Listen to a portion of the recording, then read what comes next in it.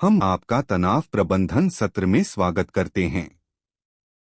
तनाव प्रबंधन आज के समय की एक महत्वपूर्ण आवश्यकता है और हम इस सत्र में इसके विभिन्न पहलुओं पर गहराई से चर्चा करेंगे। आज की चर्चा में हम बात करेंगे तनाव क्या है, अच्छा और बुरा तनाव, तनाव के लक्षण, तनाव से निपटने के तरीके।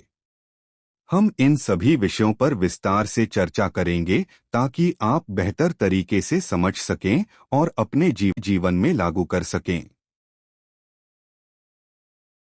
सबसे पहला सवाल यह होता है कि तनाव क्या है? आखिर तनाव से हम क्या समझते हैं?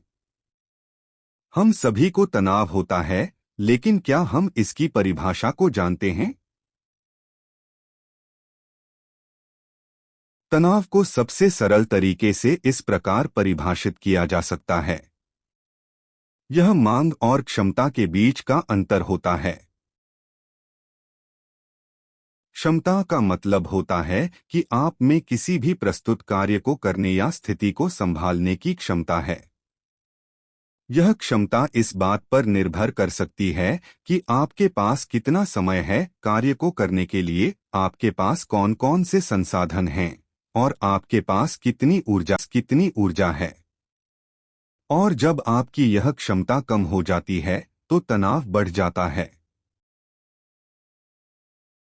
अगर एक ओर आपकी क्षमता है तो दूसरी ओर है किसी भी स्थिति की मांग।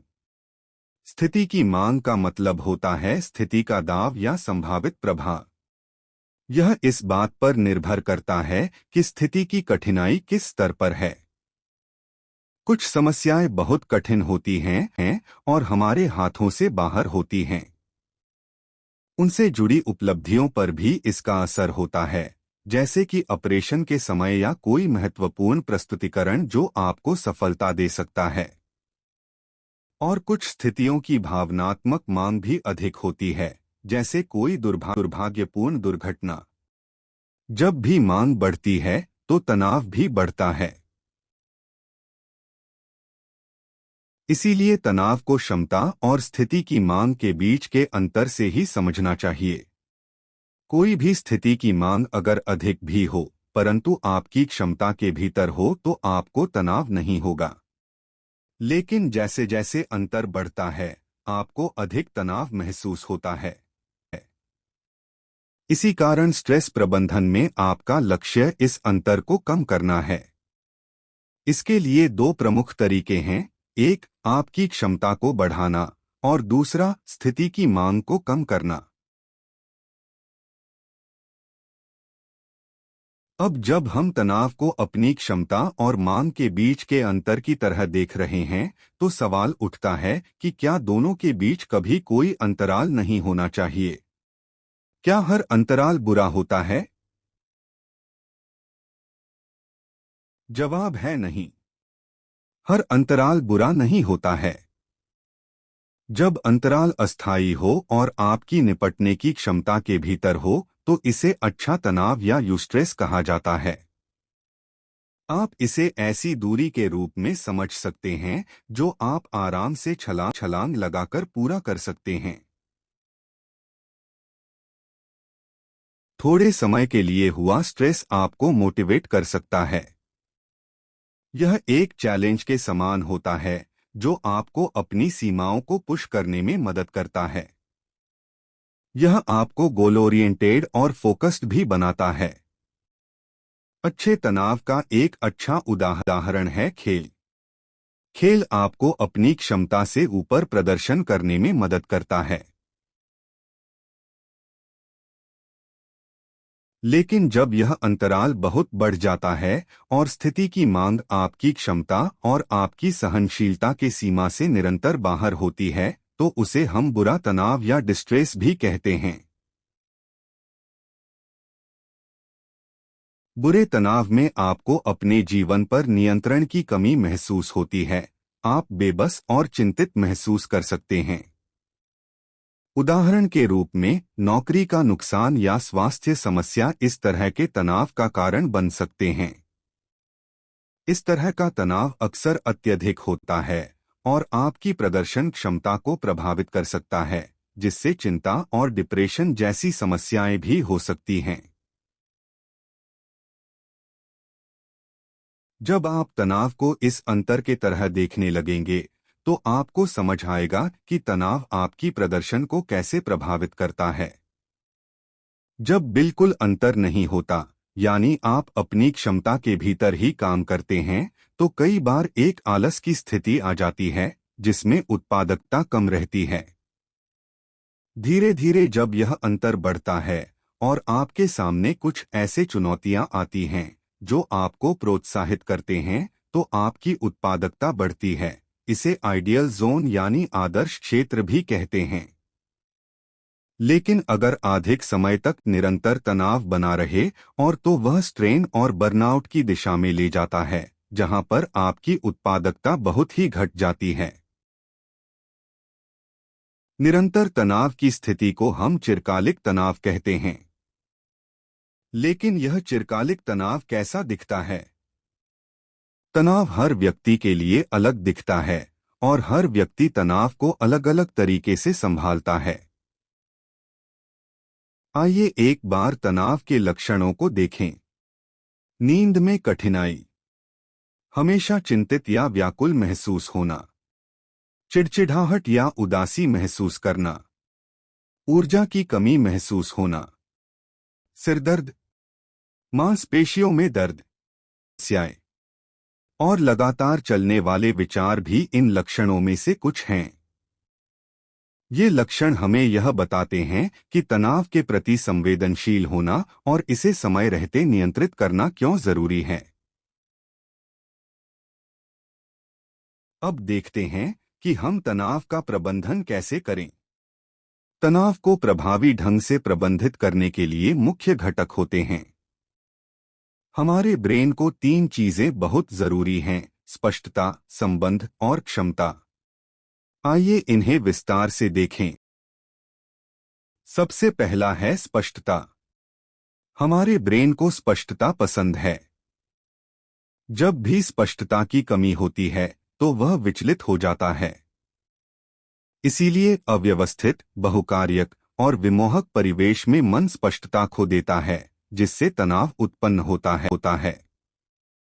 आपने भी महसूस किया होगा कि शोर शराबे में या जब आपका सामान अव्यवस्थित होता है, तो बेचैनी भी बढ़ती है। इसीलिए अपनी दिनचर्या में स्पष्टता बनाए रखने के लिए आप ये कर सकते हैं। अपना दिनचर्या योजना बनाएं। स्मार्ट लक्ष्य निर्धारित करें: विशिष्ट, मापनीय, प्रासंगिक, संयोजनशील, समयबाधित। व्यवस्थित रहें। छोटे छोटे कदम उठाएं। इस तरह आप अपनी दिनचर्या को अच्छी तरह से नियंत्रित कर सकते हैं, जिससे स्पष्टता में सुधार हो और आपका तनाव प्रबंधन हो सके। दिमाग की एक और महत्वपूर्ण जरूरत संबंध है। अकेलापन और अलगाव की भावना मन को असुरक्षित महसूस कराती है। आपने महसूस किया होगा कि अक्सर तनाव की स्थिति में आप खुद को सबसे अलग पाते हैं।